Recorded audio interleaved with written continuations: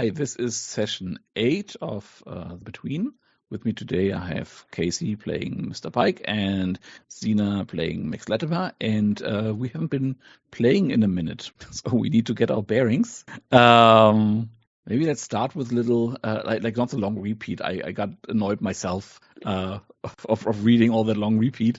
But maybe let's try and familiarize ourselves with where we are in terms of what we have. We have 2 unlocked rooms. We have the library and the music room. We have the Man in the Sun mask. And I noticed that these residents have a fun mechanic where when you consult them, you have a little paint the scene thing and like bespoke situation. And when you do that 3 times, you unlock a event in this case, which gives you an extra item. And it can be different things for different residents, but for the Man in the Sun mask, it's that event that he takes you to after you consulted him 3 times. Then we have our mastermind, of course. And still the question on everybody's mind is, how does the mastermind intend to destroy the crown? And we have so far 5 clues for that of the 8 we need. And that is that the Limehouse lurker wears expensive foreign clothing from Barbuda. Sweet wrappers made in Barbuda, found in a dead man's stomach. There's a formal invitation to an event at the underground club for Mx Latimer that the guest list includes Theodora Brathwaite, and Mx Latimer has actually met Miss Brathwaite at that event. We also found out that Miss Brathwaite has some sort of specific interest in Mx Latimer. And Miss Brathwaite owns 18 St. James Street and many businesses in the city. Among them, if I remember correctly, Mr. Clemenza's tailor shop. And there is this layer 2 of the history between Mr. Brathwaite and the Queen, where we find out details about her past. And so far, we found out that in 1844, Mrs. Brathwaite arrived in London at age 26, went on a buying spree, snapping up real estate and businesses that will later be the foundation of her vast fortune. She is the toast of London, and scandalous rumors suggest the young Queen Victoria has taken her as a lover. And then 13 years later, Miss Brathwaite in 1857 becomes famous again for the masquerade parties she throws at Brathwaite Hall, events that are now legendary for the debauchery on offer. Queen Victoria, having embraced a program of morality and piety for her subjects, threatens to seize Brathwaite Hall if the gatherings continue, angering Miss Brathwaite and creating a schism between them, which is why Miss Brathwaite hasn't held these balls in ages, and if she does it far, far underground, like the one that Mx Latimer attended. And then we have, of course, active threats. We have solved the Limehouse lurker, but still active is Sally No Face, where you have the choice between 3 ways of resolving it, which is either just killing her by infiltrating her lair, or infiltrating her lair and then capturing or destroying her, or resolving the threat by luring her to you and then capturing or destroying them by finding out how she chooses her victims, or resolving the threat by emphasizing with her and then bringing her in peacefully by finding out what her true identity is and what drove her to that madness. And there we have 9 clues by now, which is quite a bit. And the clues are a pool of half-coagulated blood in a subterranean place, which is a body without a face in Eleanor's laboratory with a note attached. I like you. Sally is obsessed with capturing beauty in the form of removed faces used as masks. We have a perfectly preserved woman's finger that is still attached to a live. It is as preserved as if it was still attached to a live body that is now in Mx Latimer's possession. We have 3 tailored and very chic surgeon gowns bearing the monogram AVC that was found in Mr. Clemenza's tailor shop. We have damage in veins and arteries of the victims, indicating the presence of poison found in, the victims. And we found out that one of the victims' faces was removed in a grisly, imprecise fashion, suggesting maybe a copycat, or maybe she was rushed. We have found precise surgical work of the highest caliber on the victims that is too time-consuming to be done on the street. And we have a name floating around, currently without meaning, that is Victoria Callas. And one Alexander van Cleave showed up in the mortuary to identify the body of his wife, Victoria, unsuccessfully. And then from that, Dr. Swindrake last time formed the theory that Sally No Face could be that Victoria Callas, or as she might now be known, Victoria Van Cleave, which is something that you could check up on. We have the same James Street Ghost, which only has had one night phase so far. There, the question is, how can we get this ghost to pass on to the next world? The opportunity is to resolve the threat by performing a quieting ritual. Good thing you have the music room now. And there we have two questions so far, or two clues so far, and that is tea that turned to blood and bugs, and a horror conjured from Mr. Pike's past, which both indicate that the ghost can reach into your subconscious and model that. At least that was the standing theory. And lastly, we have the night belongs to the Horde, which just had its second night phase, where we have two questions. One is, where's the nest of the Horde, which would allow you to resolve the threat by finding the Horde's nest and then capturing or destroying their leader, or the more compassionate version, finding out what the true nature and motivation of the leader of the Horde is, which would allow you to resolve the threat by emphasizing with the Were-Rat and working out an arrangement for them to have protected territory in the undercity of London. And there we have 4 clues so far. A large sinkhole to the sewers opened up in front of Catherine's, that upscale pub that left behind a foul-smelling pit. We have a scurrying, scratching sound beneath the cobblestone that was felt by Mx Latimer as they were on a walk with Fanny. We have a particular notch that was bitten out of several rats' ears, almost in a ritualistic fashion. And we have a silversmith shop in West End close to Smithfield burnt down. Looks like arson, as if somebody has an axe to grind with people dealing silver. Wow, I completely forgot about half of this. Good thing I repeated it. I have a question, briefly. Yes. The Sally No Face, I think you mentioned we had 9 clues, but I only see 8. I mean, not 4. Was this just like a miscounting, or are we just missing one that we didn't put up here? Sorry, I'm in the Character Keeper app. You're probably in Miro, right? And in the app, there are 9 clues. Maybe we missed to write something down there. Let's maybe. What happens when you are jumping between different tools, right? I was like, oh, okay. Yes. Have it in here. Okay. The last one is the one with Alexander Van Cleave. Is that on the Miro? Maybe not. Let me check. No, I think that's the one that's missing. Yeah. Then I'll quickly put it over there. I mean, the thing is, I'm wondering if we are using this new keeper now, do we even need the Miro board? My only reservation about abandoning it is that we can just post so many other like extra notes that are like easy to arrange around wherever it relates. Mm-hmm. So I have the same intuition, because like as practical as the keeper is for many things, it is not very customizable.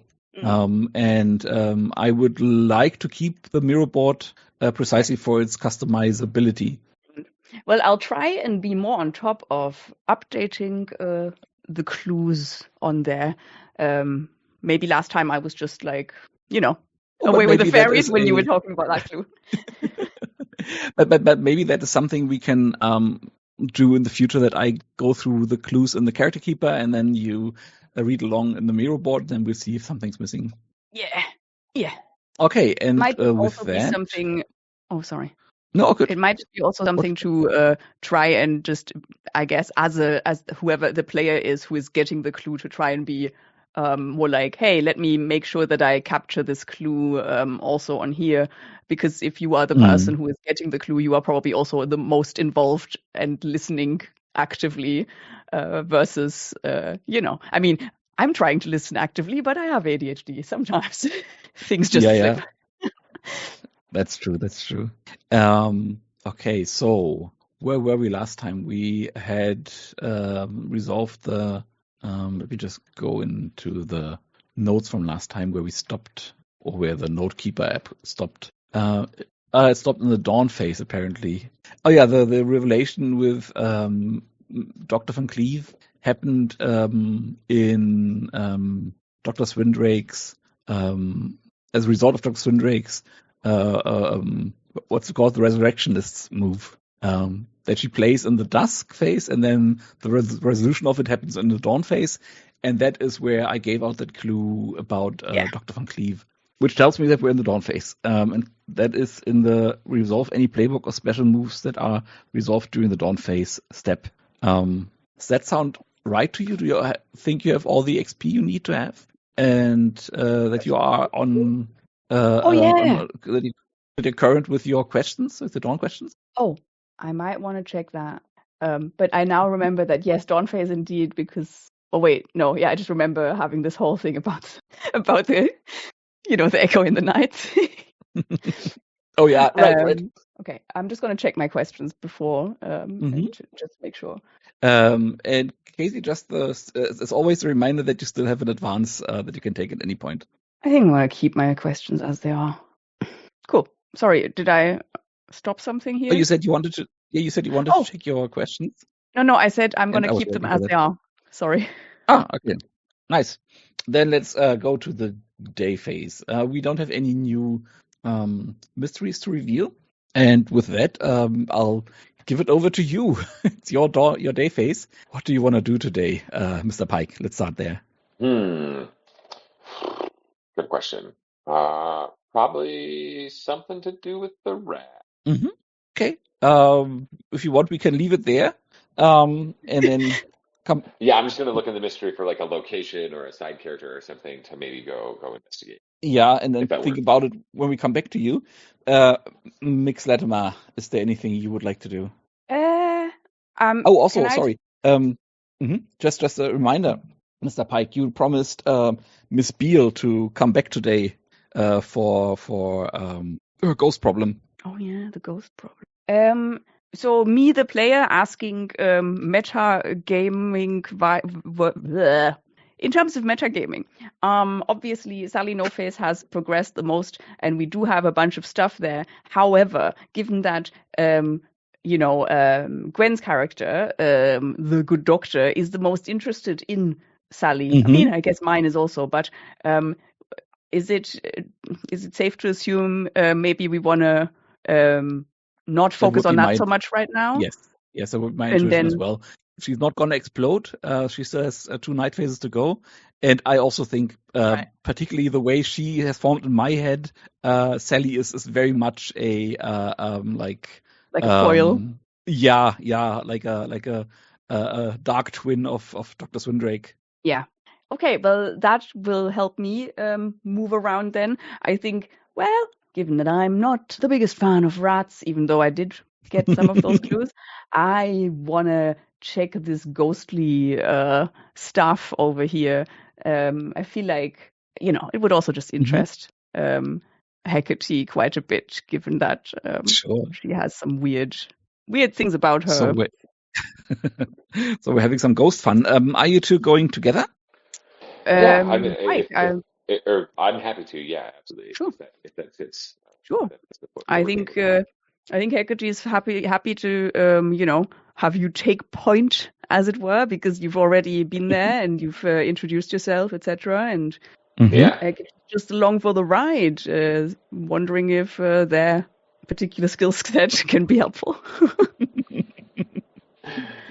Yeah. Okay. So you go to. You can walk really over to St. James Street, as we found out the last time, is just across the garden, and it's like 20 minutes by foot. Do you maybe? That's just an offer from me, but do you maybe want to have a intimate scene while you're walking, have a little chat, or do you want a hard cut to the house? Oh, I feel like. I mean, mechanically, I don't think there's a point. I don't know if we want narratively, if it makes sense. I'm happy. I'm open, but yeah. Yeah, I see what you're saying. It kind of feels like we're on our way to get clues, and so like mechanically, the only thing we'd probably get out of it. So yeah, okay. We may as well hard cut and do some real investigating. So you open the door, and Mr. Beale opens and says, Mr. Pike, and looks at you, Latimer, and I was like, I didn't expect you to bring company. I'm honored. Who are you? Allow me, please, to introduce the most honorable Mix Latimer. one of my companions, who I thought would have an interesting insight, if you would allow us. Oh, I'm sure she has. Yeah, come in, and as you come in, you smell that smell of rotten eggs. That I'm sure Pike at some point told you is a sure sign of a haunting. And Dabs he a sits you down. perfumed handkerchief Oh, toward their nose, trying to. very good, very good, very good. Not doctor, Mr. Beale. Like you see that Mr. Beale is trying to ignore that as he like kind of awkwardly moves you into the sitting room, and as he does that, also to you the paint the scene question. What in this room indicates that the Beales are living far above their station? Makes that a man. Oh, did we do that before? Yeah, Did yeah. I? Mr. Pike did. Yeah, okay. No, I can't remember what Mr. Pike said, unfortunately. So, What was yeah. it? I think it was something about like an umbrella stand, maybe. Oh, right, yeah. That there was a very fancy umbrella stand with a very not as fancy umbrella in it. Right. Okay. Oh, wait, this is Victorian London. I think they have oh, I don't know if this actually would show that. No, yeah, let's do that. I think they have a beautiful arrangement of fresh fruit on, on display in the sort of salon or whatever where we are walking in, and it has a pineapple which may have seen better days. Maybe there's also they forgot to remove the little card that it comes with, which clearly shows that they are renting this pineapple because I've read it somewhere that people used to do this because this is really expensive fruit. So you show your wealth by, I can have expensive fruit, but actually you need to return this thing. You're just paying a small price to have this That's sitting beautiful. around. Yeah. Can I add a little detail? Sure. When you take it and like absentmindedly and turn it around, you see that there is a little hole in the back, like as if somebody put burrowed in a hole with a spoon and scraped out the ananas meat or the pineapple meat. Yes. Yeah. And just going like, yeah, just putting and it down put it back again. Trying to like. And the likely culprit of that is entering the scene as you sit down, and Mr. Beale, again, kind of out of station for a house of this magnitude, goes upstairs and probably more goes downstairs to get the tea, and a little boy comes running up in a ruddy cheeked in a sailor's outfit, and he comes on and says, "Oh, you must be Mr. Pike. My dad told me about you. You're the ghost hunter. You're the fucking ghost hunter. Oh, it's so exciting." And then he stops and looks at Miss Latimer and is like, and you brought a friend. That's exciting. It's even more exciting. I think Hecate will go like, "And who might you be, young sir?" And he like stands a bit straighter and says, "I am Roger Beale, detective and ghost hunter extraordinaire. At your service, mister." Are you responding or am I? Okay, sorry. Yeah. Well, do tell us, young man, what clues have you discovered yet? Oh, yeah, right. You sent him. No, you haven't met him yet. No. I was just, trying to engage the youngster into seeing what he knows, I guess. I think Hecate is like, pleased to make your acquaintance. So many clues. I'm going to show them later. Show them to you later. Yes. I think Hecate will be like, later? Why? But why not now? I can't remember. I'm thinking of the saying that you say, but I can't remember. What saying? I can't remember a saying about like the best time is now or whatever. I can't remember. Oh yeah. Anyway. Yeah. Why don't you give me a information move with presence? Oh, I think. Oh, I wasn't even asking about necessarily just getting a specific clue, but more like, give me a tour or something. Like, show me around. Oh, a tour. But yeah, I'm that's happy to make even an nicer. information move on the go about while we he's can do that. chatting away, I'm assuming. Yeah, he absolutely. He I misunderstood, but in that case, he just grabs you by the hand and just leads you off, leaving Pike alone in the sitting room. And yeah, just then give me a information move, and we'll see what that turns up. Mm-hmm. I think Mx Latimer will look And slightly. and I'll be okay with presence, because in this case it's some clue that the boy has found, and it's about whether or not there will be any strings attached on him giving him to you. Yeah, I think Mx Latimer will just sort of be briefly a little bit taken aback by being grabbed by the hand, but will let it go given that he is this, charming little boy. Yeah, just quickly checking if you They're have not a complete monster, you know? let somebody touch you and have them pay for it later thing activated. No, you don't. I did that anyway, but just for No, flavor, I you think haven't. they are a Yeah. little bit like, well, oh no, I'm not a complete monster yet.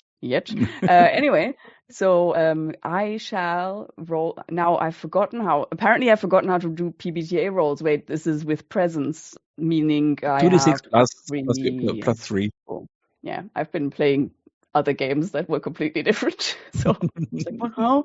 All right. Here we go. It is an 11. Sweet. That is a clear success. And let me just quickly see through the clues. Sorry. Oh yeah, I take this.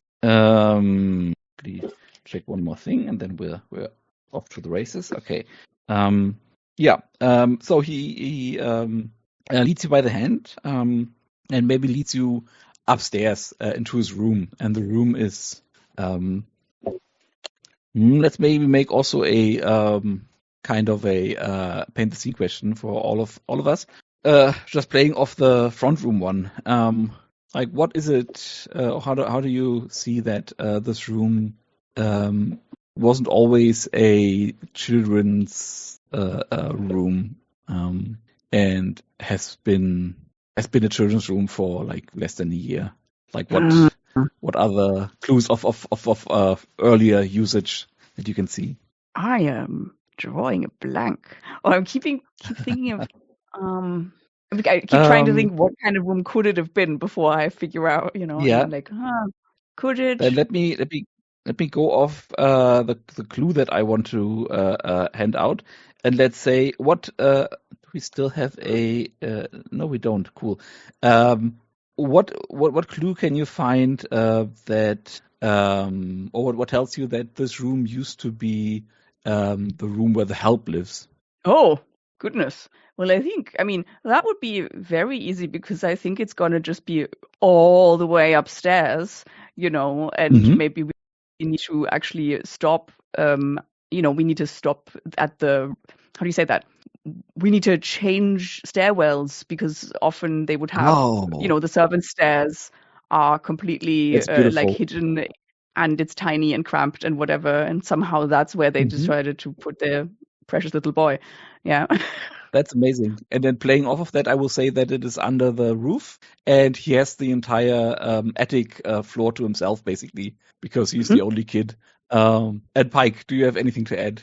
Yeah, I think you can see where the water fixtures would have been, or sink would have it's not boarded up, but the sink is.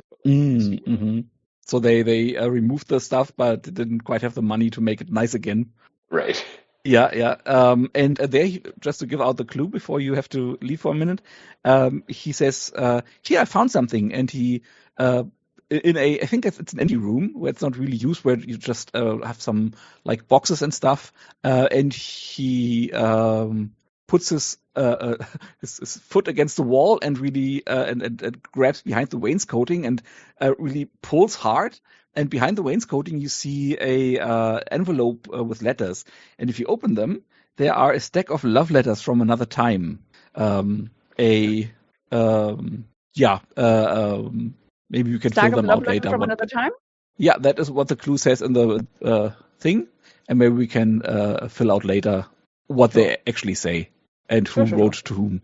And I think with that, Hecate will just be like, "Oh, Wow, well, that is indeed a very good find, young sir. You do seem to have the makings of a detective, after all. Right? I wasn't quite sure.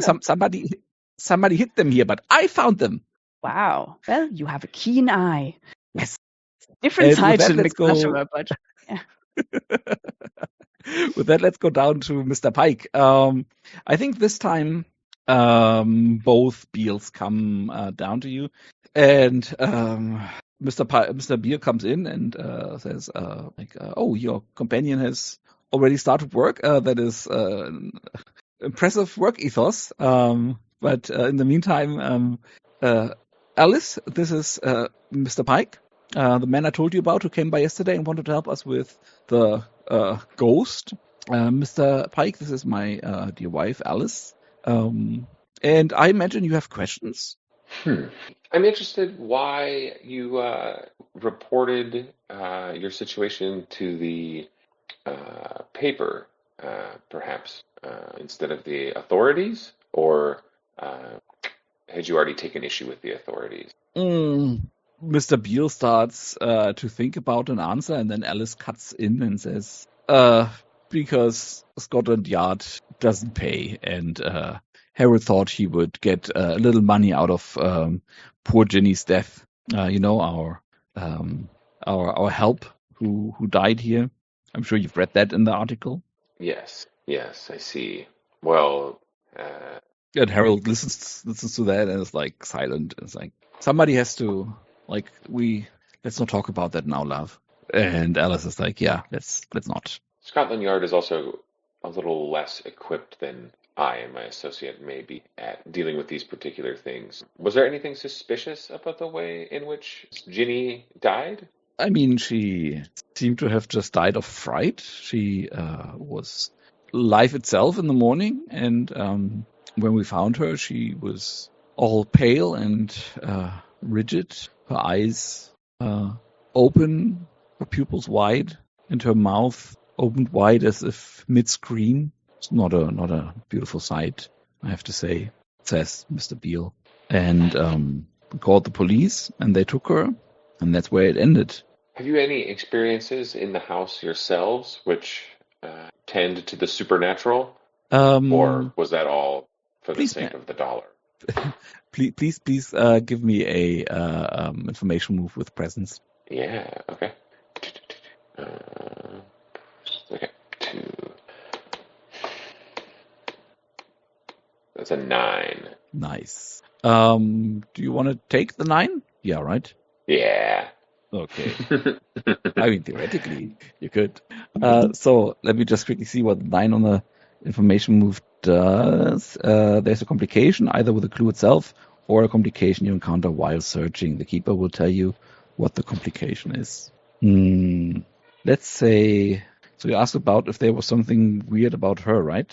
Yeah, or if she had experienced anything. She had experience, yeah. Okay, I know what I take there. Miss Beale leans forward and looks straight at you and says, Mr. Pike, listen, I apologize if I come across as a bit standoffish, but the truth is that I'm very glad that you're here because there's something very wrong with this house. And I don't know if you've met Roger yet. My son, very lively chap, a little bit of a force of nature, really. But I couldn't help but notice that in the past year he has changed. He looks so much older, as if he's seen things a boy of his age shouldn't have seen. The clue here is Roger seems like he has aged an unduly amount since the family has moved in. Parentheses. No. So in the book, the clue is Roger's appearance changes so that he seems subtly but noticeably older. But I interpret it like that, like his mother notices that he seems to have seen things. Yeah, maybe I'll write this in the clue. His mother, okay, or Mrs. Beale thinks he has seen things he shouldn't have at his age. But whenever I asked him about it, he just shuts me out. He won't talk. Well, he is certainly convinced that there is a ghost in your house. And he seemed happy enough to open up to my associate. Perhaps Oh, that's good to be hear. okay. Please be careful with him now. Like you wouldn't think it, but he is a sensitive boy. I understand.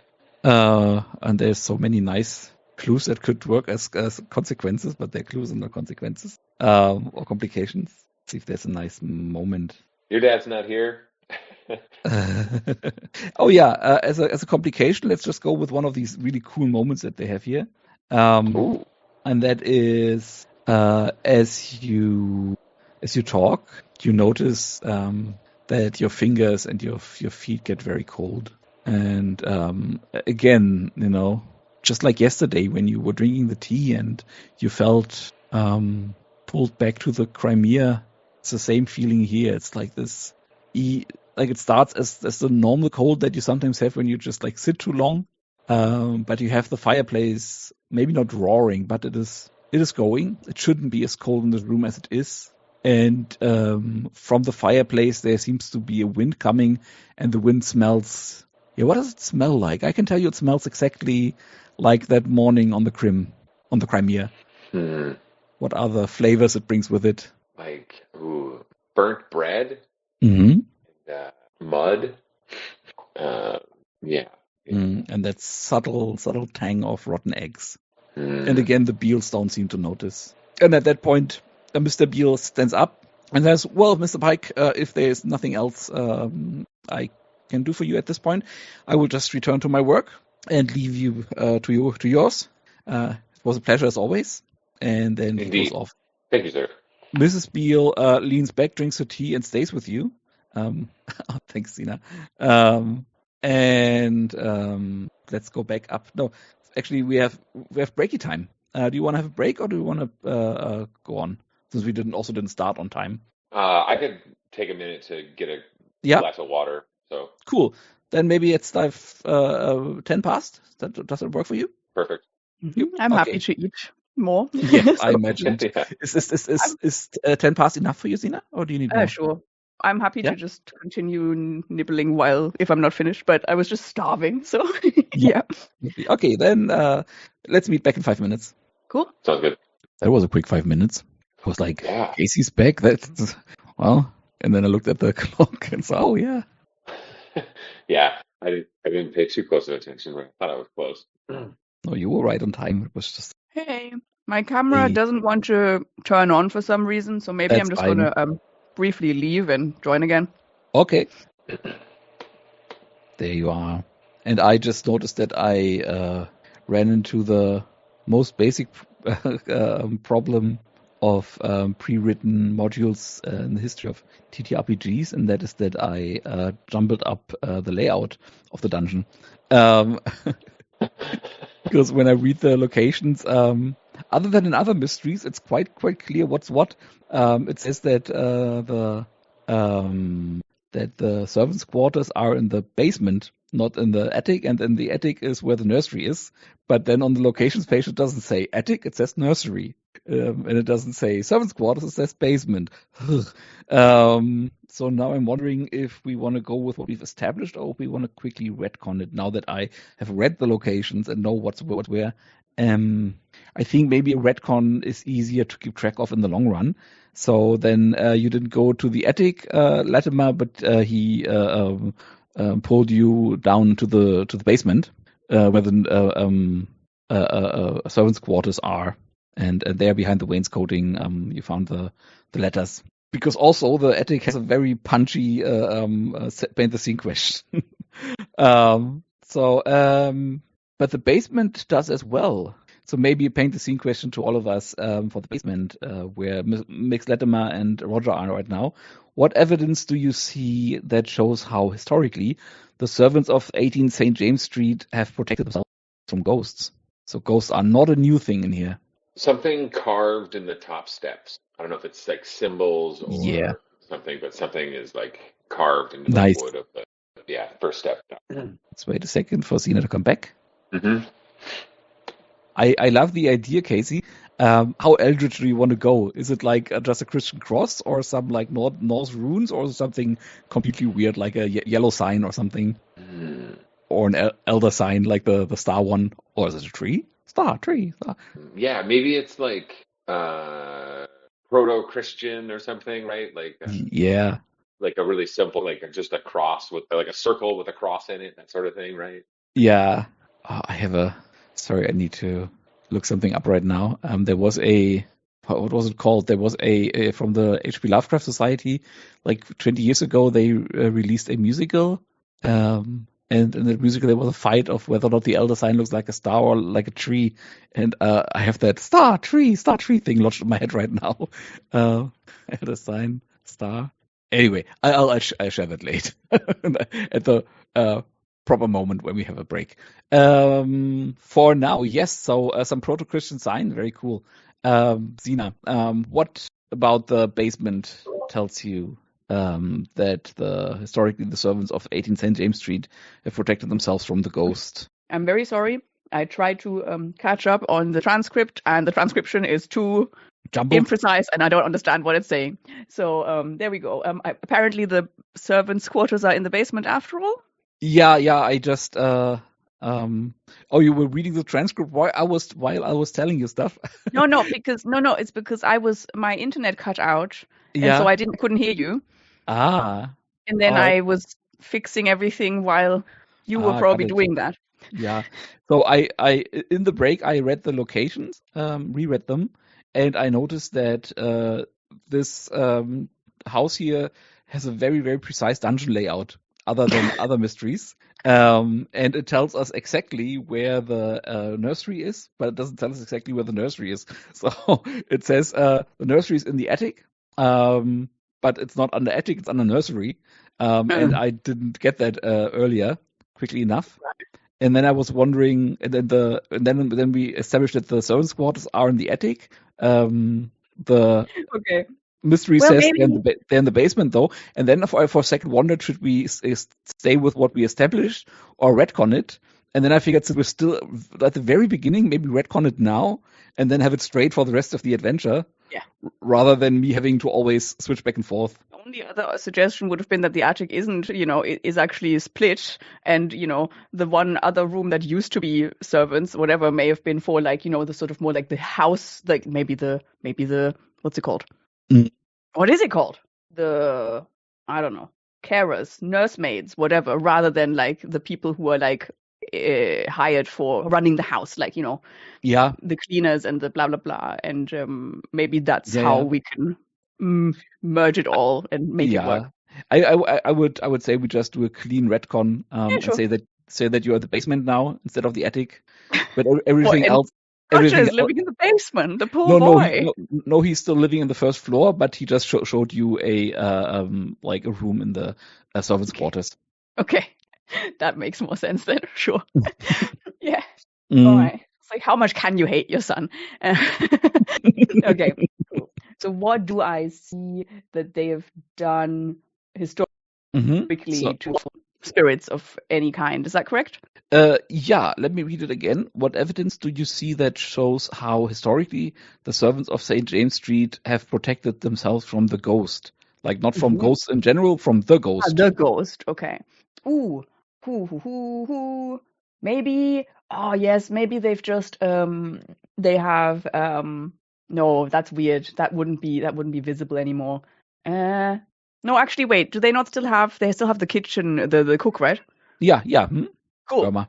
So I think there is an inordinate amount of sacks of salt, and they are stacked around all over the place, not just in the kitchen, but in around all of the sort of doorways, etc. And there seems to be very fresh, like thick lines of salt all over the thresholds. And somebody seems to have also like made sure that there's always stuff on hand to refresh any lines. Yeah, that's cool. And then let me complete the trifecta of cryptic marking salt, and I say there are twigs of herbs hanging everywhere.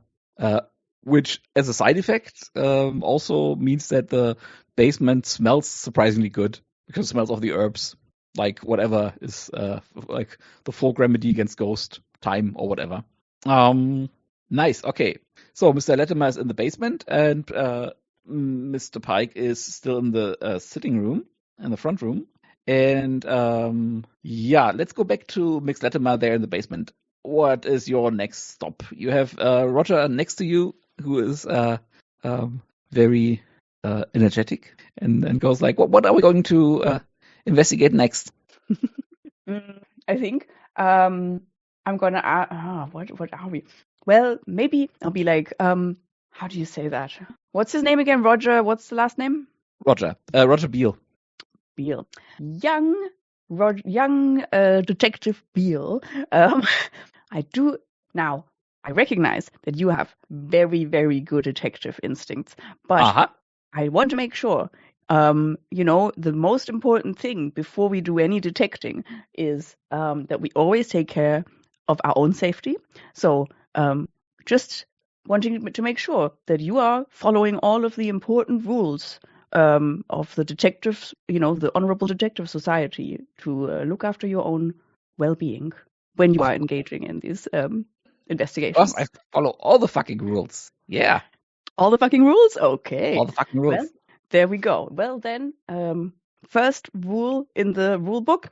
I'm just making things up in my head here. Obviously, Mix Latimer is also like, always be sure to look around you and see whether there are any blind spots, etc., before you enter anything, and figure out where the next exit is, and that sort of thing.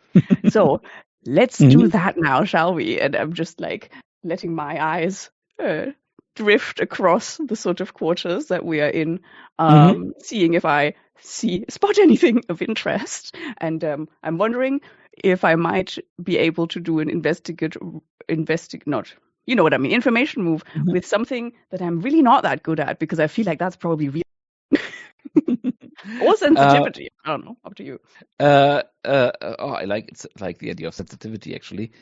So he will show you the exit. There's an exit to the side of the house where, in better times, the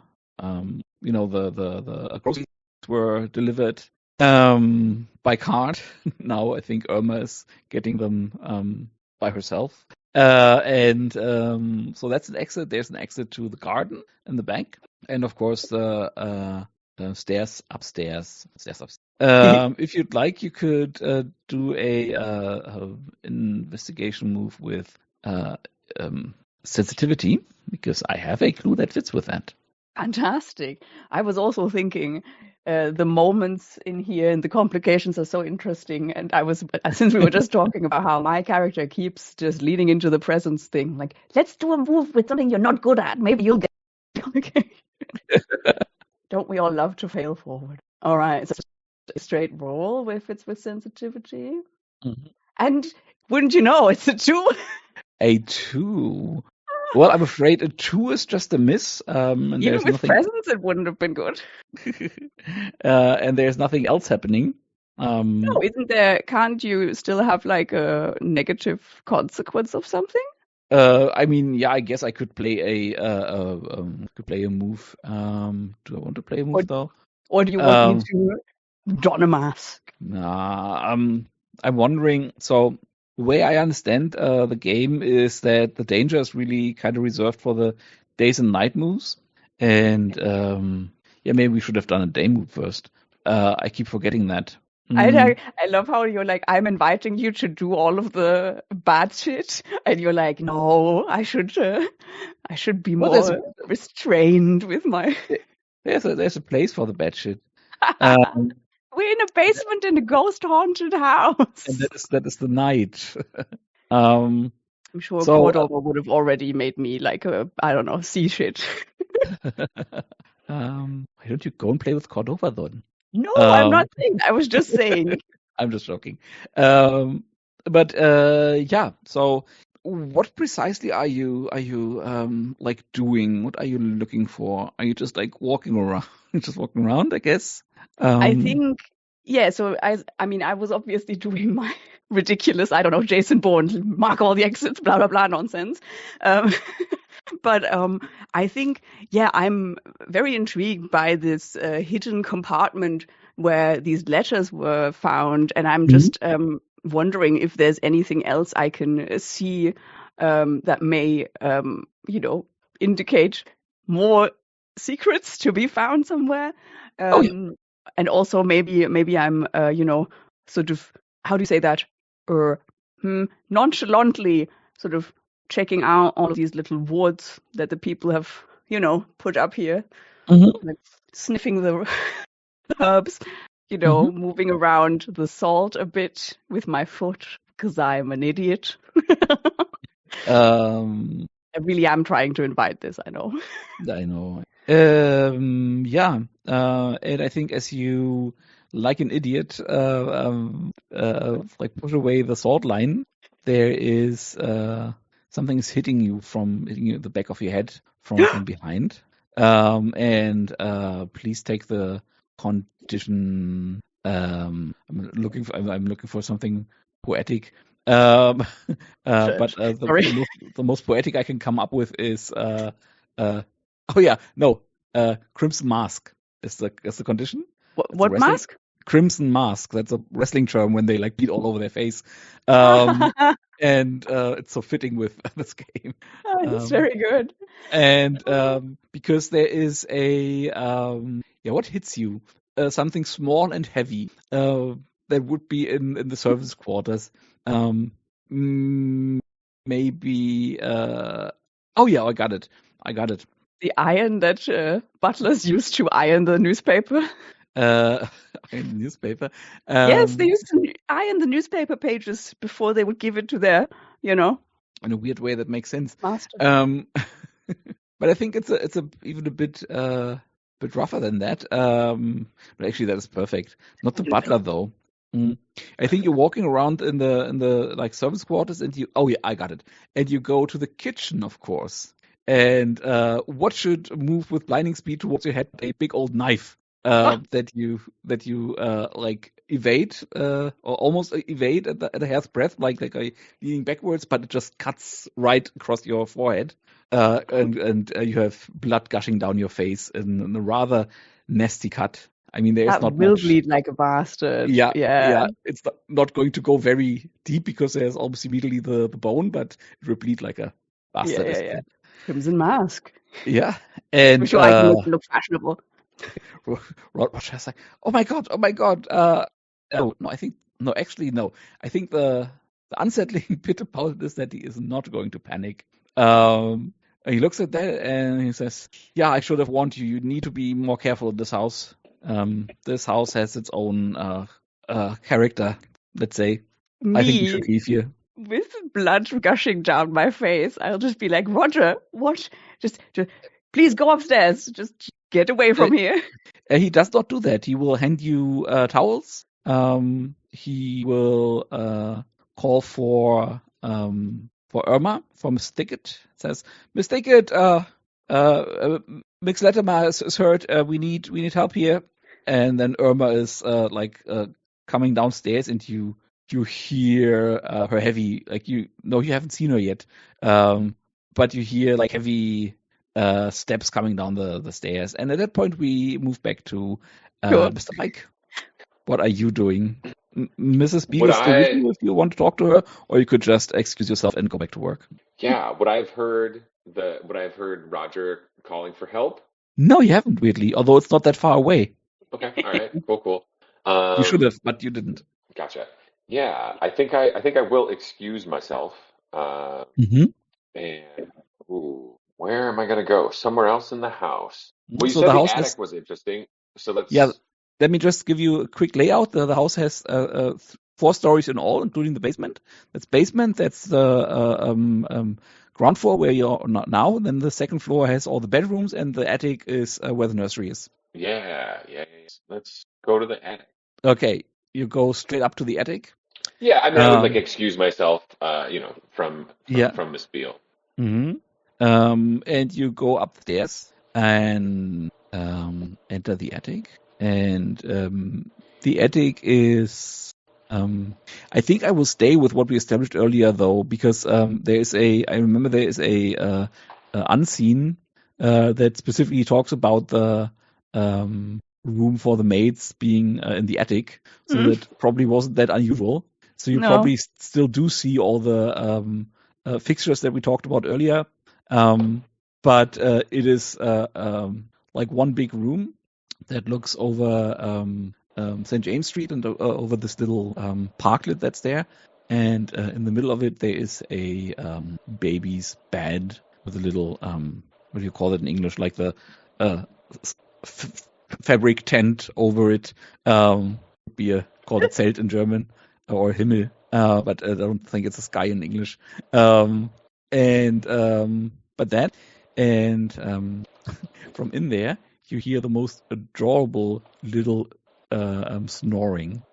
And you step closer, and there's a baby in there, sleeping very peacefully. And how do you know that the ghost is in there with you right now? The window's frost. Oh. Mhm. Your fingers are cold, I assume. Yeah, Hey. and I think the whole room gets really like super cold. What do you do? And I think with a ghost in the room, as per the set the scene question, we are in night move territory. Oh, fun. Interesting. Yeah. If I'm assuming like I can't see the ghost, right? I mean, I would So, still put that into the purview of your set the scene question. okay, interesting. If there's a weeping lady standing by the window, that is an acceptable answer to the question. No, I think it's still unseen or whatever. And so I think what I would do, oh man, I think Pike would step to the crib, Mhm. or like the baby's Mhm. whatever container the The baby is in. bassinet? Sure. Yeah, okay. Let me just at this point quickly point out that we have a veil, but not a line on harm to children. Parentheses, innocent human children. Or maybe it can just be a threat to the child, not harm. But can actually be harmed, just veiled. Sure. Yeah, sure. In case, And then like in regards to what are you afraid of? I see. Yeah. Yeah, so I think Pike like steps up to the crib and then like turns around to look at the room again, almost like he's like standing over the baby, like protect. What are you afraid of? Yeah, what am I afraid of? Sorry. We should go a bit more by the book. So the day move is when you do something risky or face something you fear. So I guess the question is, what do you face that you fear? The risky thing would be protecting the baby, I guess. Right. Yes. What are you afraid will happen if you fail or lose your nerve? That is the precise question. Well, yeah, then I guess in this instance it might be that something like the ghost is I think we've had the ghost like kill a person. So if the ghost is in the room, I guess I'm more afraid that the ghost is act in some sort of violent child and not concerned as much for himself. Maybe it has something to do with like who lives in the house is who draws aggression or something, right? So I think Pike is trying to put himself between him and the threat, which he sees So as a threat to the baby. you're afraid that the ghost wants to hurt the baby. That I is think hard to so. top. It's a tough act to follow. But I think it is worse than that. Oh, I have an idea if you want Yeah, what do you have? suggestions. Yeah. Maybe what is worse than that is if the ghost actually possesses the baby and, acts through it rather than, harming it.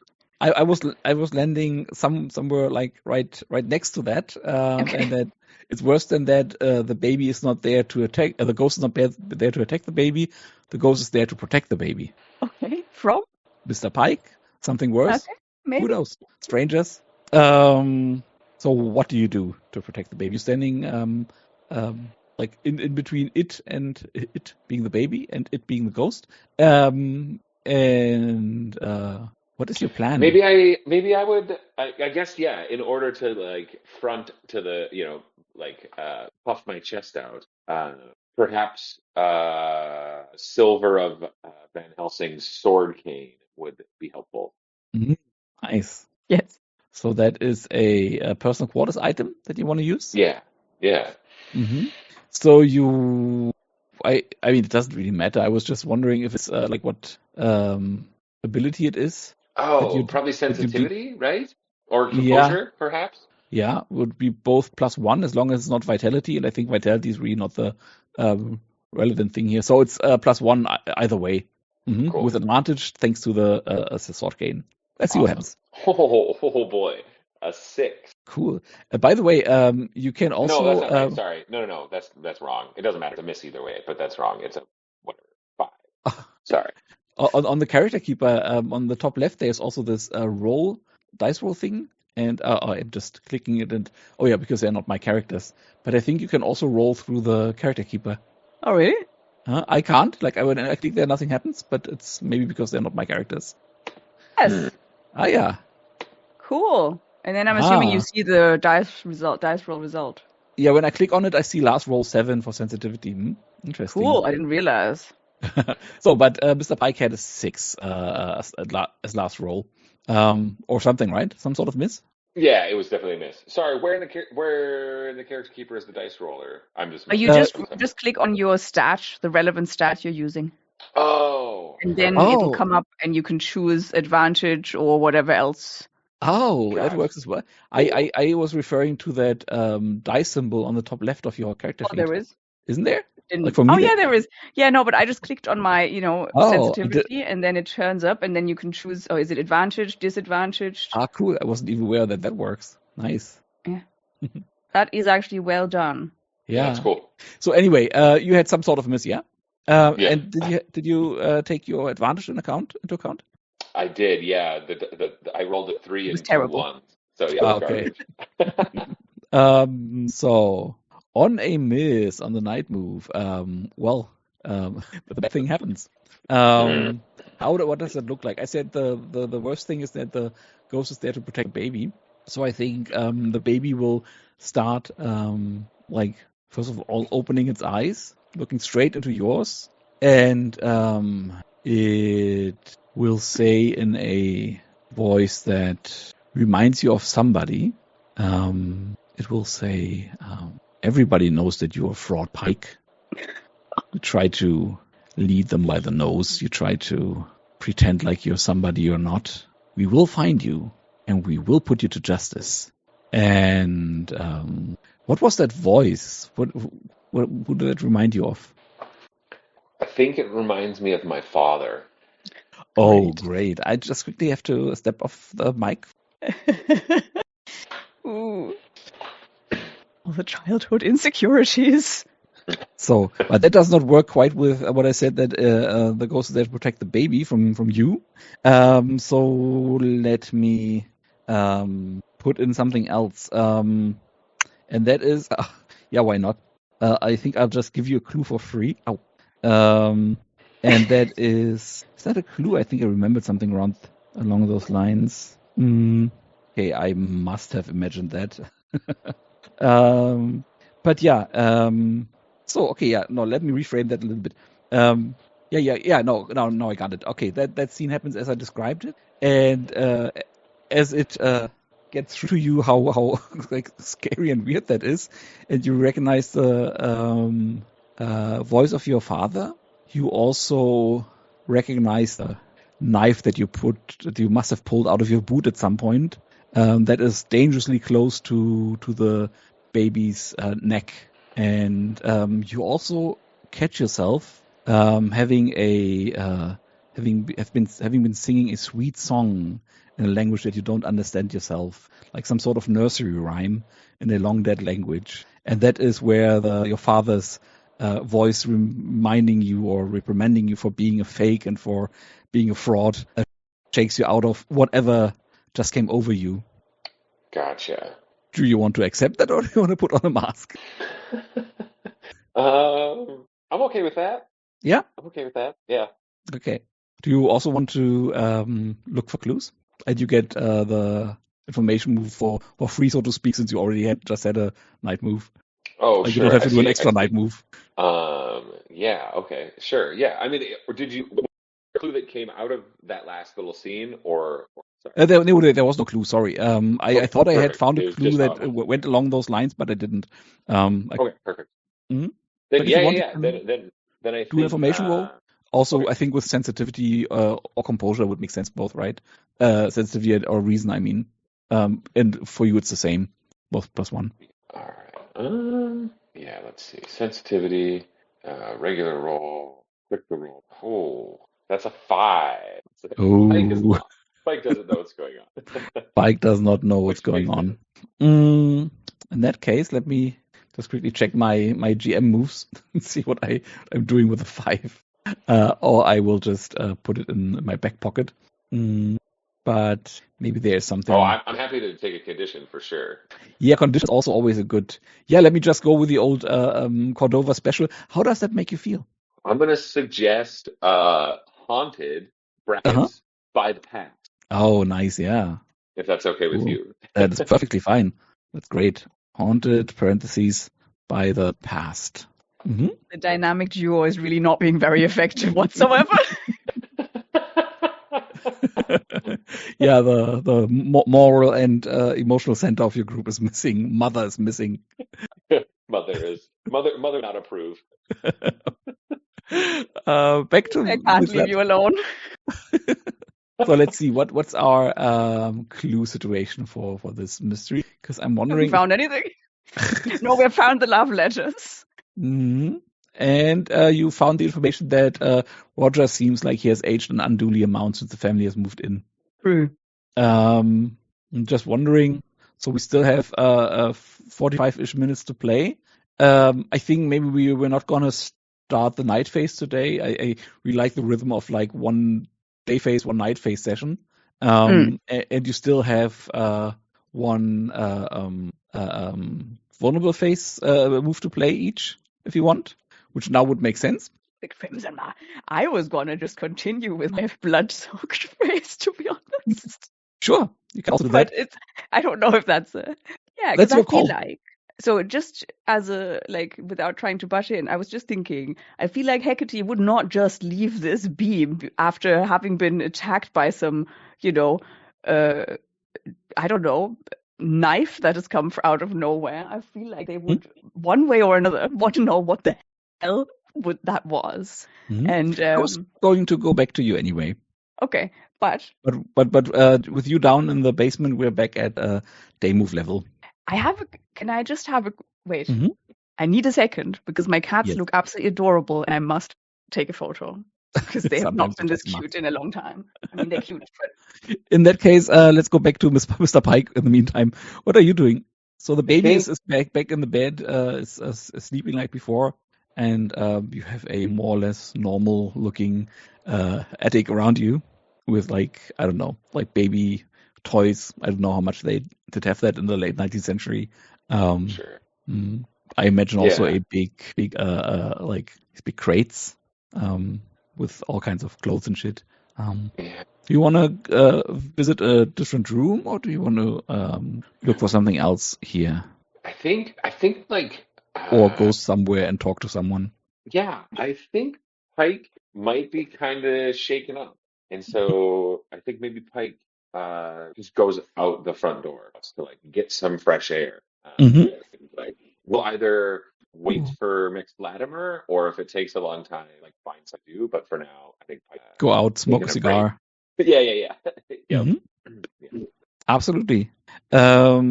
So I have two ideas on for NPCs that you could meet out there, and that will depend on what your next move is. I could send Roger there if you want to maybe talk with the boy and have a vulnerable move with him. Or if you don't want that, I would have a different new side character that I could introduce. new side character. Yeah. Who's the new Yeah. person, Dominic? Okay. Now Give me that somebody I can destroy. Sorry. now that Zena is back, let's go back to Mix Yes. Latimer though. What is happening? Okay, anyway, I'm gonna stop. I was trying to share the picture just to show you why I had to step away, but it's Oh, you not did. It's in the chat. Oh, And it's then I very, guess very it's just cute. not showing up for me. Yeah. All good. Yeah. So, where were we? I'm still in the basement, right? Yeah, you caught the knife to the forehead, and Roger Yeah. went upstairs to get Miss Beale. No, Miss Thicket. Irma Thicket. Yeah. Mhm. So, given that Irma Thicket is just coming from upstairs, I am Mhm. even more confused because maybe like my first instinct was, oh God, it's the fucking cook attacking me somehow. But apparently, it was wielded by Just seemed to, disembodied something, come out of or nowhere. just flying around. You insisted So on poking around with the ghosts. yes, I know. I'm. I just feel like as that knife probably clatters to the floor, and I hear the steps from a thicket and whatever. I just look around and going like, where did this come from? And maybe while I'm assuming I'm getting Mhm. helped in one way or another by Miss Thicket, I just sort of turn to her and go, well, how do you work in these conditions?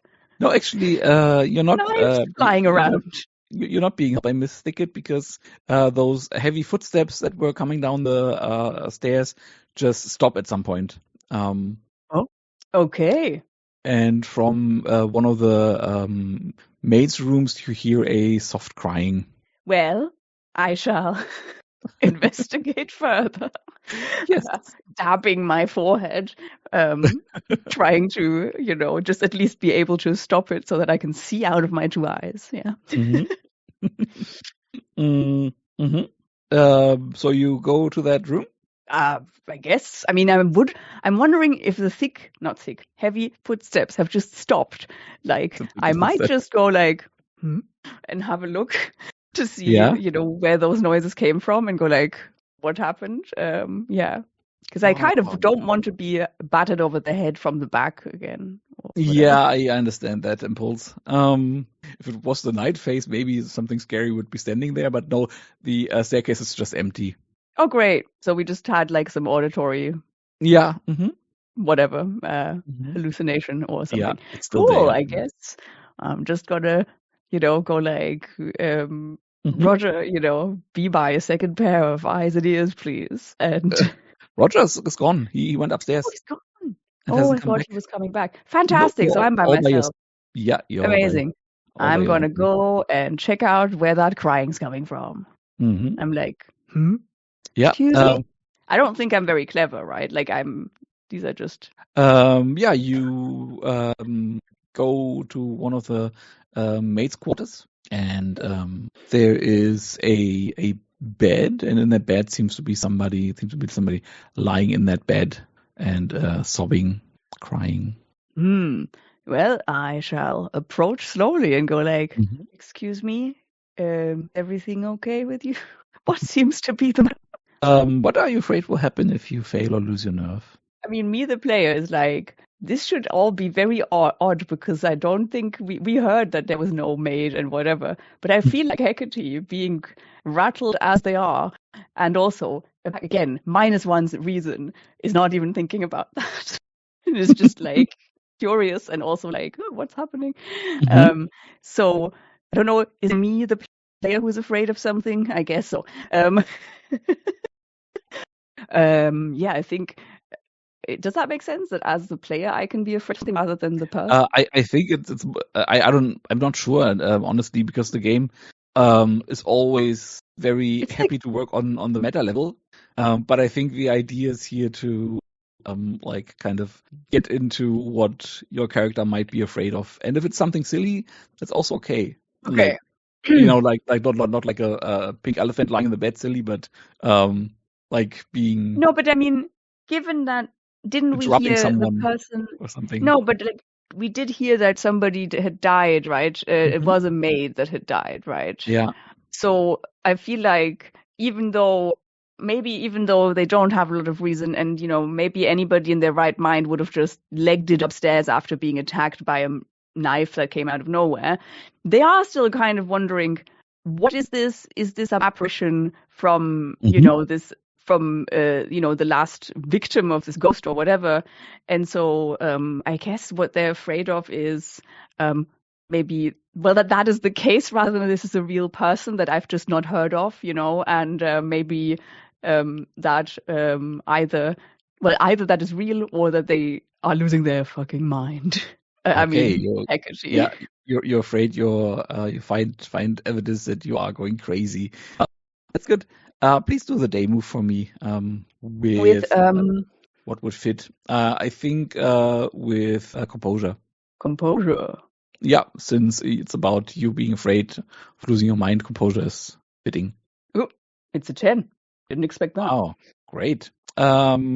It's just because I'm so unreasonable. You're so unreasonable. You do what you Unfair. intended to do and hold steady. Describe what it looks like. So there, the narrative control goes to you. Yeah, I mean, I would tell go you ahead. what you find as soon as you throw back the blanket. But please tell me what it looks like until that moment. I mean, I think I am approaching this bed, and I feel like, even if they are unreasonable, they're probably not just, charging over there and just more sort of like, excuse me, hello, miss. Mhm. And if there's no answer, they'll No, it's probably just sobbing. sorry, Just sobbing. just the sobbing. They will Mhm. probably just sort of go, eh, Yeah, and and there's nothing there. The only thing that you find is that's. I will ask I will ask you, what do you find there that created the illusion that there's a body? Like, was it just like a few pillows, or what was under the blanket? Because what you find there is actually no. Please go ahead and do a information move with sensitivity for me. I think that is a good call, and then we'll see what happens. amazing. Oh, 7. A 7. Just about enough. Okay. Then I know what you find under. You throw back the blanket, and a column of fire comes from under the blanket and quickly engulfs the room, and the room around you is on fire, and you get the condition Singed. yeah, not singed, but because after I'm a just second imagining my eyebrows being burnt off and then no after burnt hair again. after a second or two, the fire is like it goes really quickly, right? That everything catches fire. The bedding, the curtains, the carpet, the wallpaper, the door is blocked, and you are surrounded by fire, and the smoke and the heat just crawl into your lungs and make your chest hurt and burst and make you cough. And then the fire is gone, and technically the smoke is gone as well, but the coughing is not. And the condition is how do I call it? Let's call it Smoker's lung. black lung. Oh my god. Not as Amazing. of course as in the chronic illness, but you are going to have a nasty cough for the duration of this condition, a hacking Cool. cough, and a very sore throat. Cool. What is the clue here in this case? Is it the fire that is gone as quickly as it has engulfed everything? Yes, actually. Or what? Yeah. The clue is, as in the book, it is a room appears to be on fire, but it's not. That is actually an actual clue from this mystery. The maid's quarter appears to be on fire, but it's not. Ugh. So, Hey, I missed everything because my internet cut out again. what did you miss? Okay, I don't know if you can hear what I'm saying, Zina. So I'm just going to go ahead and put the clue in the mirror for you. There it is, and there's one more clue Okay. missing that I also put in, and that is the one with Roger looking older than he is. Ah, yes. I do not know what is happening with my internet. I'm sorry. It's okay. We all have bad internet days sometimes. Yeah, but mine are just accumulate that more frequent, and I don't know what to do. Yeah. Well, So they sound normally I would have said that now with maybe not that much more time to play. No, first I want to go back to Mr. Pike, introduce the new side character. So you're standing there smoking your cigar, and you're standing in front of the house, I assume, right? And Yeah. there is a lady with a too tight corset and streaks of gray in her quite helmet-like hair. I mean, she is first you see her as you look down the street, and you see her in the window of the house opposite of 18, and you like take another pull, look back, and she's gone. And like, take another pull, and she's standing in front of you. And like seems to have crossed the street very quickly. And she stands a bit too close for comfort, and it's like, oh, hello, I couldn't help but notice you here. My name is Constant Head. I live next door, and I was just wondering who you are and what are you doing here? This is a very orderly neighborhood, you see. And I don't want to be nosy, but I think what a kind of a neighbor would I be if I would have just see strangers standing around in front of our houses and not at least inquire as to their motives. The heads. I love the heads. I love that it's the same person. Brindleverse heads. Actually, I was wondering because this is Constance head, right? And then we have Patience head in. That's Patience. Oh, I think it's Patience. I'm wondering, is there also one in? Is there also one in Brindlewood Bay? And what is her name, if that is the case? Because I haven't played that. So. Not Patience. Yeah, there's a Patience head in Public Image Limited, the famous game, Public Access. Oh, word. Yeah, someone was just telling me that like the same thing happens with like the Watley family. Like the Queen has the Watley camera or whatever. And then there's something. Yeah. I'm looking forward to that mystery, by the way. Stuff. That is nice and crazy. Easter eggs everywhere. But anyway, cool. Well, I'd like to think of myself as not too unfamiliar in this neighborhood. I have not been here in quite some time, but I used to frequent the higher residences of 18 St. James.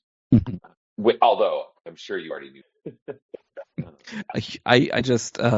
I'm not a very nosy person, so there's not much I know. It's just that I'm curious. A concerned citizen, I understand. Yeah. What the Beals are doing in there, seeing that this house is for sure way too expensive for someone like Harold to afford. So I'm wondering. They seem to be maintaining a household fairly well for themselves. Although I wonder if they're maybe short-staffed. They're maybe in with criminals or whoever pays for that house. You don't think? Are there any other houses on the street that are being sponsored? Oh, what do you mean sponsored? You just implied someone may be paying their rent. I was wondering if that was true elsewhere on the street. No, of course not. If you cannot afford living in a good area like this, then I think personally you don't have any business being here. I want to be mixing with the wrong people. And does anybody have the name of the family that lived here before at the ready? I'm looking for it again and I can't find it. Going into this scene, I was checking my notes for that very thing because Pike used this as an excuse before or whatever. We established it, and I just couldn't find it. I think that is something that should be very prominent. Maybe we've just not noticed. The Buckley house? Was it the Buckley? Yeah. No, it's a side note in one of the entries, I think, with one of the characters. Yeah, Buckley's, exactly. So I remember back, I've been 2 years ago or 3 when the Buckleys moved out overnight. And since then, the house has been standing there empty, and I was very happy to see that somebody moved in. But like I'm not a tattletale, but I don't think the Beals really fit in this neighborhood. And do you know why the Buckleys left? They were gone overnight. They were just the nicest family. Their son, like they were planning a big marriage out in the country, and at first I thought they were just gone for the weekend, but then the weekend turned into a week, then weeks, and they never came back. They left everything like they were planning to return, but they didn't. So I don't know. And did anyone eventually come to collect their things? At some point somebody came and collect their things, but it was not the Beals. It was some company that was hired by somebody, and I tried to talk to them, but they were very, very tight-lipped, I must tell you. Downright rude. They made me feel like I didn't have any business knowing that Can you imagine? Oh, and you just being a concerned neighbor and everything. Exactly. Just keeping the neighbor clean. Well, anyway, if you are, did you give her your card, by the way? Oh, I can. Yeah, absolutely. Totally. Yeah. And she If turns your card around in her head and says, "Well, if I can think of anything, I have your address and I know how to look you up. So wish you good hunting." No, didn't tell you that you were hunting for ghosts. So I wish you good work. thank you. To be honest, Constance Head being who she is, maybe she's heard of Hargrave House before, you know? Maybe she's been investigated by Hargrave House before. And at that time, Mx Latimer, do you care to go out for a smoke with Pike? I think so, yes. I feel like they've had enough of these weird... Here's the thing that I don't, I'm wondering, not the criticism to you, right? But because I said, right, my day move fear was that I might be losing my mind. And basically my clue was very much seeming like I'm losing my mind, despite my role being a real, a success. But it's all fine. I think they are just like... Well, but you're... No, you're not losing your mind. This is all the ghost. This is all the ghost doing. Just get out of the house. Yeah. Get some fresh air. Yes. The Lovecraft-esque rationalizations phase. That's where you are now. Yes, exactly. So we're going to go with that. So this was not... They grasp firmly on reality, but... And I will tell you, my dear Mx Latimer, that you did not roll a clear success, so... Oh, no, but I did roll a clear success on my fear bit, on the day move. Yeah. Which was the fear of... But anyway, Sure. we're all fine. You'll find. No, actually, that is also a clue. I'm gonna give that out like that. Did you say you're not going to, or you will? Actually, I will ask you to. No. I will just set the clue up.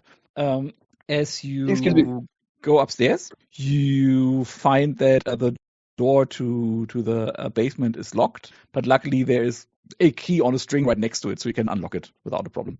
That was a setup. That might turn to a clue later. I thought I was just going out to the garden exit that we were speaking of earlier instead, but yeah. Oh, cool. Okay, no, fine. We can do that as well. Same thing. Mm-hmm. And maybe also that's where you went for smoke. I don't know. You didn't go to the garden. Anyway. I'm going out around wherever you are. Finding you. Mr. Pike went out the front door. Yeah, I think I'll just walk around and. Yeah. Pike. You can have your vulnerable scene now. I think now it would very much make sense. Seeing that Mr. Pike is already having a cigar. Mm-hmm. Yeah. Cigars are your vice, right? Yeah. So I don't actually need to be introducing anything else. But, I mean, if we want to just add some flavor, I think I will go, what is that? They are decent, but have one of mine. And I feel like this is indicating that I have extravagantly spent on the very finest cigars. I think this is a moment that warrants some of the good stuff. And I will offer you this while also producing a little flask with some very fine brandy and having a little sip and, passing it to you. I don't know what you've been up to, my man, but I certainly could use a bit of a nerve settling. Indeed. You look, no less ravishing, a bit worse for wear. Are you okay? What happened in the basement? Well, I think I certainly did come into contact with some kind of shenanigans down there, pointing at the blood that has now, I'm assuming, caked on my face. And, taking a little puff of the cigar while simultaneously going, yeah. I too definitely encountered the ghost in the attic. Oh. Well, it is a ghost. I'm sure it can be in two places at once. Or move very quickly, indeed. Indeed. Did you feel a sense of... Did you feel as though your past was present with you when you experienced the ghost? I'll be like, I can't say I have, but, unless... now this is me player thinking, maybe this whole fire, being in a room full of fire could have been maybe happening at some point in my long, long, long past. So I'll be like, I wasn't thinking about that in the moment because, as I'm sure you can imagine, being in the house in a room engulfed in flames doesn't, particularly invite one to reflect on the past. But now that you mention it, yes, it certainly did evoke some things that I'd rather not have been reminded of. I think there's a longer pause. Pike said, "Me too." Some things, regardless of how short our past may be, because I think Pike knows a little bit, right? That like you're way older, but in his experience, however short our lives, there are things best left to the past. Indeed. Well, I think we'd better get on with sorting out this ghost business here because I feel, my good man, otherwise we won't be outrunning this past anytime soon. Does any of you want to reveal anything about their past to the other? Do you really want to become vulnerable? Oh yeah, that was the part of the move, wasn't it?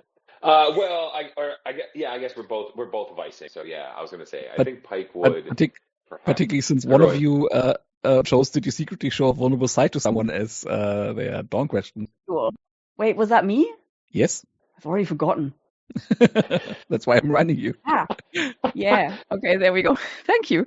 Yeah, I think maybe Hecate will sort of while I'm assuming having acquired some kind of water to get their handkerchief to actually get rid of this blood and everything, reveal sort of, given that we are, given that we've both shared in having some memories brought up.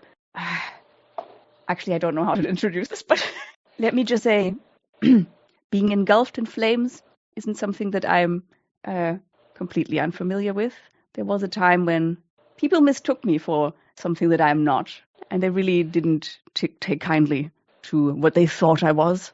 Luckily, well, as you can see, I managed to escape. But it may not have hurt me physically, but it certainly didn't. It certainly did leave a mark. I don't know if that's vulnerable enough and revealing enough, but I like it. I like it too. I'm just puzzled by the secretly show vulnerable side. What that might mean. I don't know about the secret. I was reading that and I was also not sure what that means. Whether that is meaning that you are doing it only with like one person, or otherwise, how do you do it? Like, what I could imagine in that scene, what would satisfy that would be something like, but Mr. Pike, I trust I can. Oh, sure, yes. Count on your discretion. Yes. Some people, as forward thinking as we are in this day and age, some people still, hold on to superstition. So this is best not to repeat it to anybody. Very nice. Yes. And now you get to come up with a clue together. Yeah. What do we see? Do we just see something from the street that we didn't notice while we were inside? It could be something that you see. It could also be something that, as you talk about what you experienced inside the house, that makes sense to you. That heretofore unconnected information, that piece of information that now give a complete. Yeah, wait. Picture. This just reminded me. I was gonna say, let me just check what we had as clues. Okay, we had. All right. Yeah. So wait. I don't actually know if this is helpful or not, but let me just throw it out, and you can tell me whether you think we can work with that. So, given that you said that your experience of ghosts' presence was everything being frosty and cold, right? And then we had Hecate being in this burning room. And all of that, maybe we could define something along those lines, as in that its appearance isn't uniform, but it tends to be extremes of,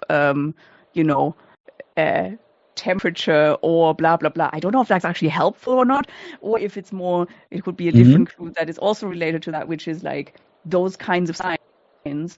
We already had a horror conjured up from Pike's past, but then also that not only does it conjure up these horrors, but also its presence makes itself known in different ways depending on who is experiencing it based on their past horrors or something like that. I don't know. That's blah. But yeah. And it seems to have a penchant for knives. Like both your hauntings had to do with knives in one way or another. Mm-hmm. So I don't know. What do you think, Pike or Casey? Yeah. I mean, yeah, I guess, yeah, how do we, yeah, it's always hard to like Mm. phrase the clue in a way that makes sense. So, like, a knife is easy. A knife is like, I like it because it's easy. It's just a thing that we can provide context for.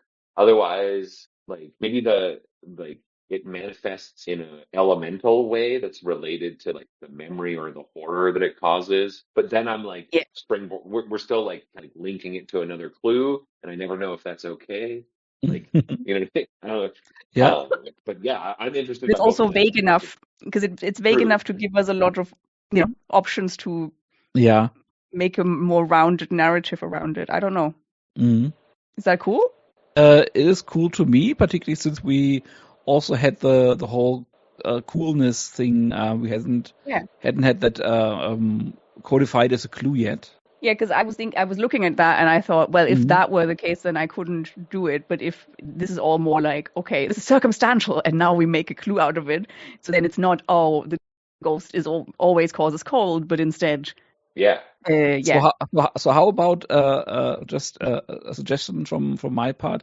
How about the clue that you stumble upon as you talk about that is that and maybe then Pike also reveals a little bit of his past, that the hauntings and the coldness reminded him of a specific day in his life. That last day when he was in the military service, the coldness of the Russian or now Ukrainian like countryside, the Crimea. So then we have the coldness in there as a clue, as like the opposing clue to the fire. And maybe I would phrase it like I'm writing something. Oh, you're writing something? It's a very long clue, but so I've written something, and you obviously feel free to edit. Ghostly presence manifests in elemental extremes based on the past of the person who's experiencing it. Yeah, that's good. I'm just gonna copy that to the character keeper. So, it's similarly long as one of the other ones, at least. It's shorter than the one I put in there. The one with Roger. I like that. It's just difficult to, yeah. Oh yeah. Oh, we also still get to clear our conditions, right? Yeah, I already went ahead and cleared the Crimson Mask for you. Ah, that makes sense. Because I thought that was where you're going to, because you were. I mean, originally I thought how you cleaned up your face. Totally. Originally, I thought, it'd be very funny that I would clear the black lung by puffing on some cigars. Just would have loved that. But also then I just thought, you know what? They're not going to run around with blood caked all over their face. It makes more sense. And if they do, they turn it into a fascist statement. And so the thing is now, if we but what about Pike? Yeah, if we read the move, when you have an intimate moment with one or more hunters while one of you is engaged in your vice, you may each clear. You each clear one appropriate condition. The hunter whose vice is in play can speak freely about their past. As a group, define a clue that is stumbled upon during the scene. And Pike talked about his past. Yeah. Cool. Okay, cool. And then theoretically speaking, you still have a vulnerable move for Latimer left in this phase. Which I don't know if we want to do that now or maybe the next session. What? Each one of you can do one I see. vulnerable move per phase. So theoretically speaking, you still have one. I'm confused. We just did Pike's vulnerable move. Oh, yeah, but see, that is then going into the depths of power gaming that I'm actually not the most fond of. Also, because I'm just thinking, how are we gonna manufacture another vulnerable scene between the same characters and then reveal even more? And I don't know. No, we don't have to do it. Yeah, we don't have to do it. I'm just saying we could. We could also do it next time, but maybe it would make sense to have at least a few other scenes in between. Yeah, and also, because then if we were, then at that point maybe also have another idea of how we would actually do that, so it makes narrative sense. Yeah. Yeah. Also, question is how much further we want to draw out the stay phase. We already have 6 clues, so Yeah, we can. Yeah. and maybe it Makes is already spikes again after all. like as you're standing there smoking, you see the sun setting behind the opposing row of houses. It's been a long day. You both went through something. And I think if you want to, I think at some point Mrs. Beale will come out and invite you to dinner if you want to partake. She's a good enough host for that. I see that Sina is either frozen or very focused. Back. Yeah. It just cut out again. Sorry. Yeah, I just said that the sun is probably setting behind the opposing row of houses now. We're going towards the end of the day phase, and if we want to maybe have 1 or 2 more scenes in the day phase, maybe not today, but next time, Miss Beale is inviting you in for dinner. Miss Beale. Mm-hmm.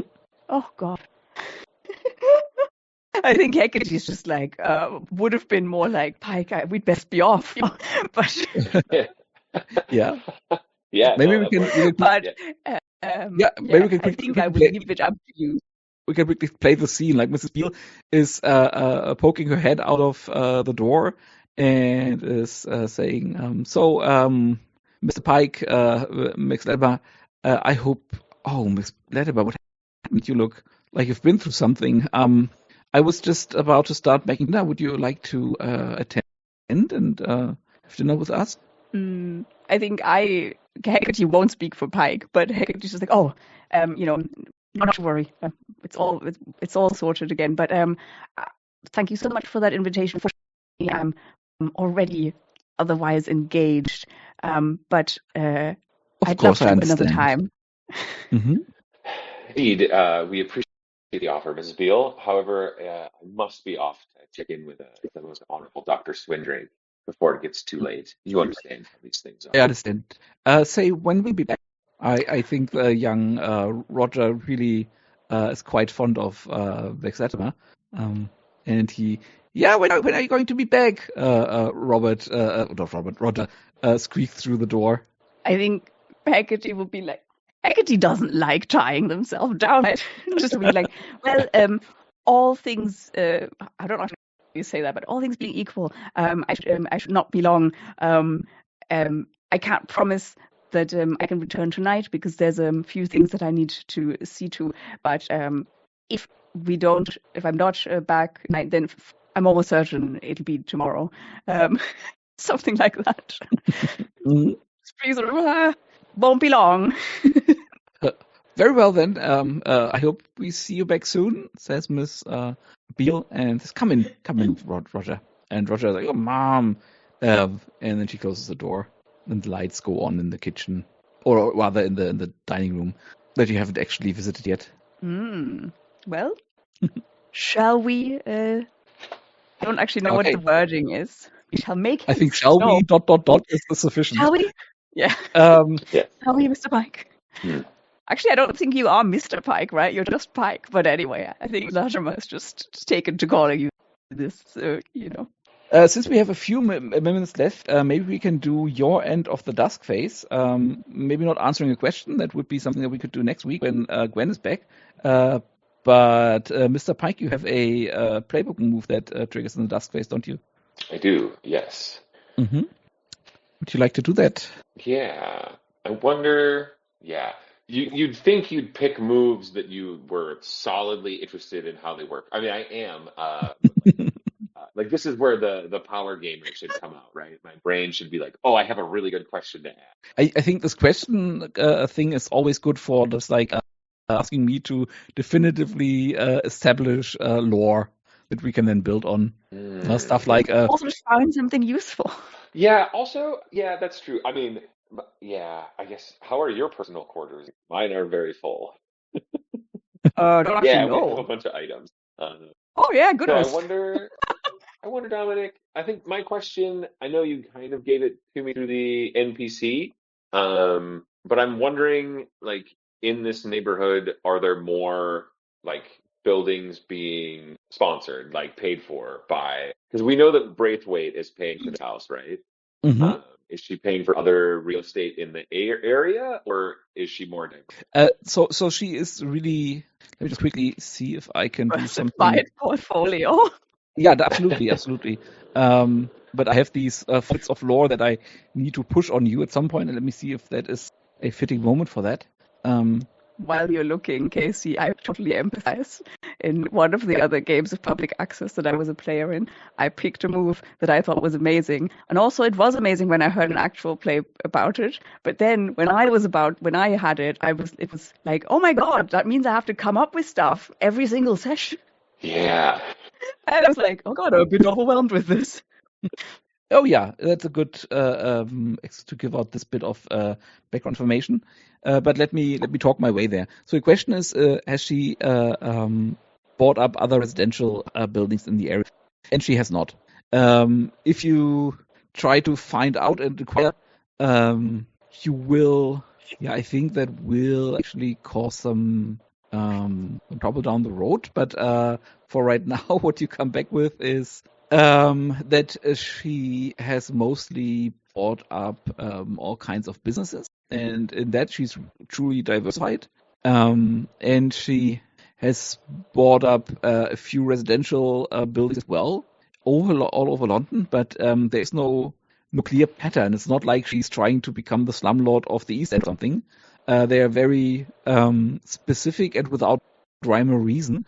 But if you look into that, they all seem to be like in some way or another involved in like weirdness. Yeah. And then the person you talk to about this, maybe somebody like in the proper city office that is maybe somebody you know in like in the business world or in the tax office, they will also tell you that there is a particular import tax that Miss Braithwaite attempts to stop from being set. The tax will cost her business a lot of money, and she ably manipulates Parliament and is on the cusp of victory when Queen Victoria's meddling behind the scenes reduces the vigor of those who support the tax, and it becomes law.